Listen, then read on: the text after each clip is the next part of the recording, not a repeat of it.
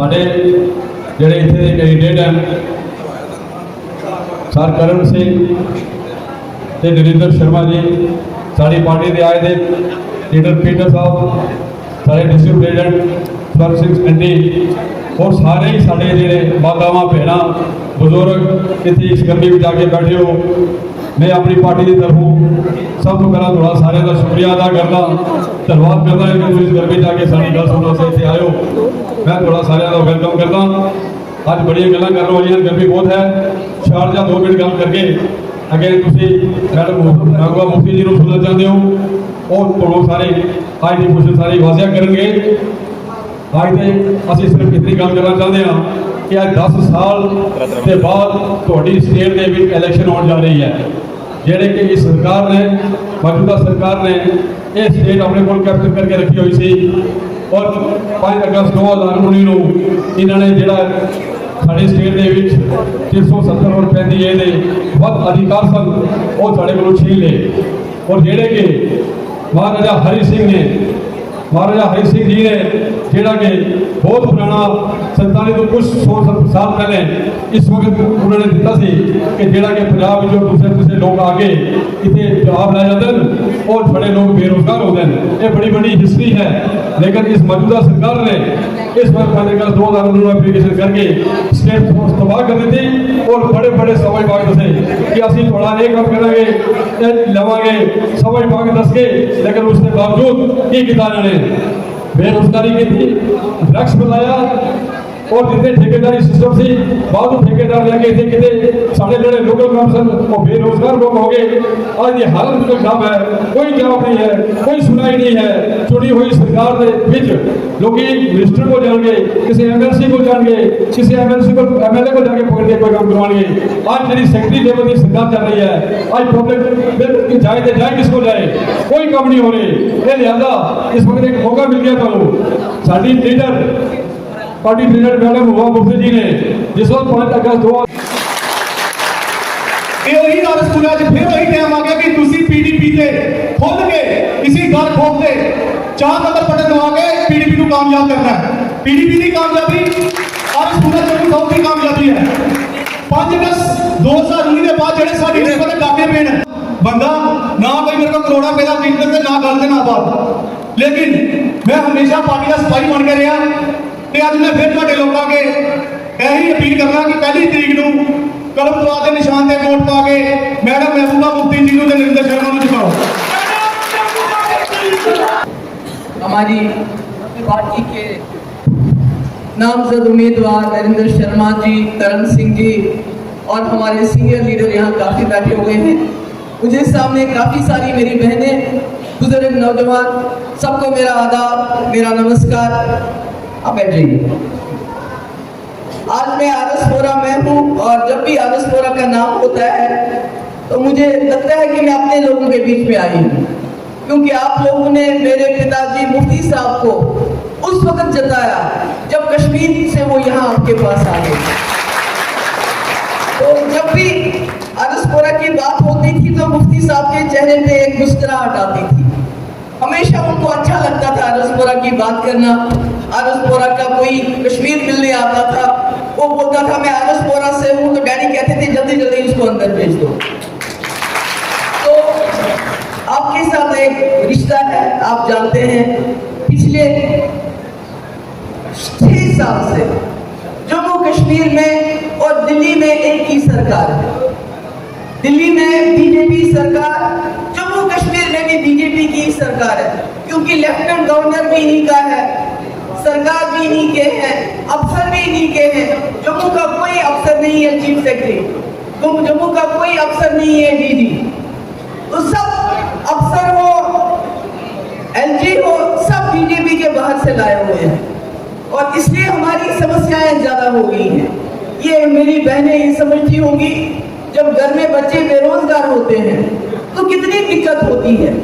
उनके पास काम करने के लिए कुछ नहीं होता है, नतीजा ये होता है वो नशा करना शुरू करते हैं, शराब पीना शुरू करते हैं।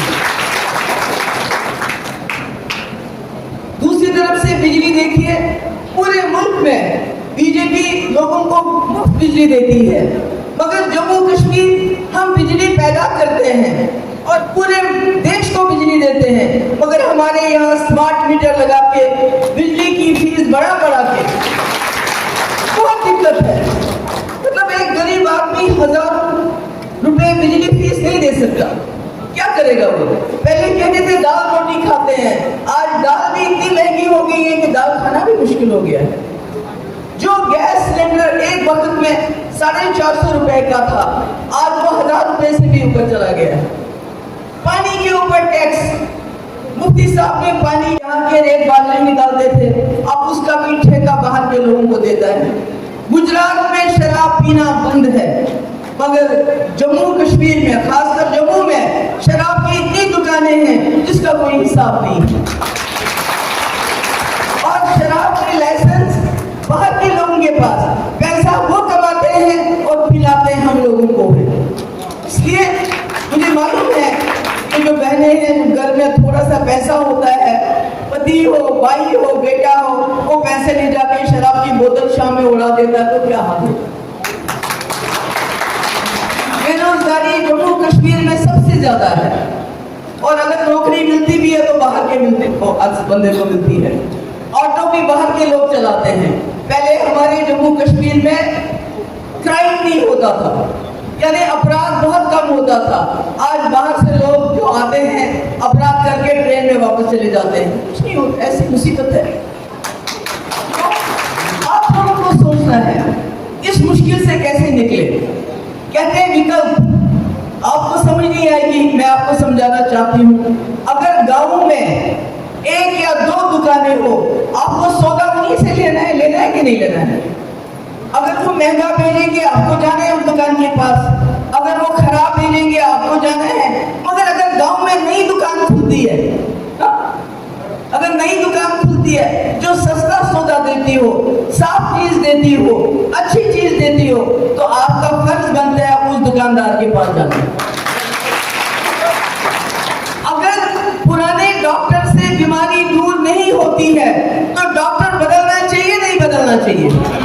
बदलना चाहिए, चाहे वो छोटा ही क्यों ना हो, लंबी बड़ी पगड़ी वाला नहीं है ये, कोई बड़ा आदमी नहीं है ये, आपका अपना बच्चा है, यहाँ का रहने वाला है, आपके यहाँ का आदमी है, लड़का है, बेटा है, भाई है आपका। मैं कहती हूँ ये सबसे बहादुर है मेरे लोग। मुफ्ती साहब ने विकल्प दिया, 50 साल मुफ्ती साहब कोशिश करते रहे जम्मू कश्मीर में विकल्प होना चाहिए, ताकि जब लोग एक जमात से तंग आ जाएं तो उनके पास दूसरी जमात होनी चाहिए।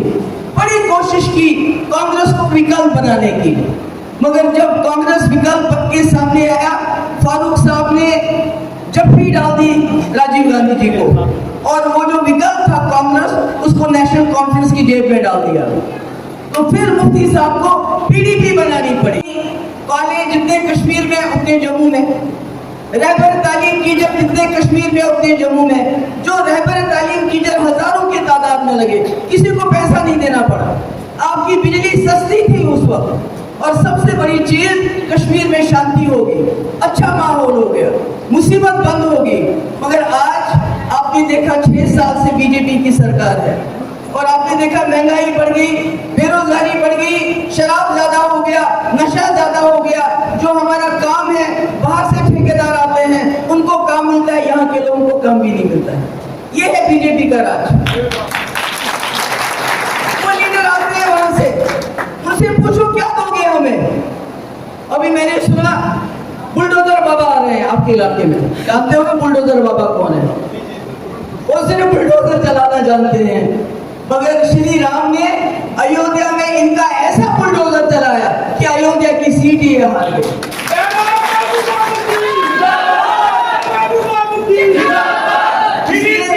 इसलिए आपको जब वो आए तो उनसे पूछेगा कि आपने अयोध्या का जो मंदिर कैसा बनाया कि अभी बारिश हुई नहीं तो पानी अंदर आ गया। उनसे पूछेगा उस पवित्र मंदिर में कैसे एक दलित बच्ची का गैंग रेप हो गया और आपने कुछ नहीं किया आज तक। पूछिए इनसे, पूछिए जब हमारी पहलवान बच्चियों के साथ जाती हुई, जिस बंदे ने जाती की, उसको आपने जेल में क्यों नहीं डाला? पूछिए, पूछिए इनसे। राम रहीम जो अपने आप को कहता है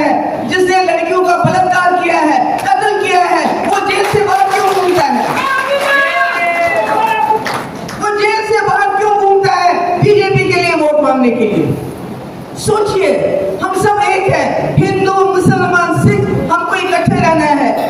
बुलडोजर बाबा आएंगे, हिंदू मुस्लिम करके भाग जाएंगे, मगर हम सबको इकट्ठा रहना है। हमको वही पानी चाहिए, वही बिजली चाहिए, वही रोजगार चाहिए, जो सबको हमने मिल बांट के खाना है, मिल बांट के इस्तेमाल करना है। इसलिए मेरी आपसे सबसे गुजारिश है, आप मुफ्ती साहब को जानते हो, आप मुफ्ती साहब की जमात को भी जानो, उसको भी परखो। इस जवान को वोट देके यहाँ पर और करम सिंह जी को दूसरी जगह वोट देके इनको कामयाब करो। और एक बात बतानी है मैंने आपको, जम्मू कश्मीर में बीजेपी की सरकार नहीं बनेगी।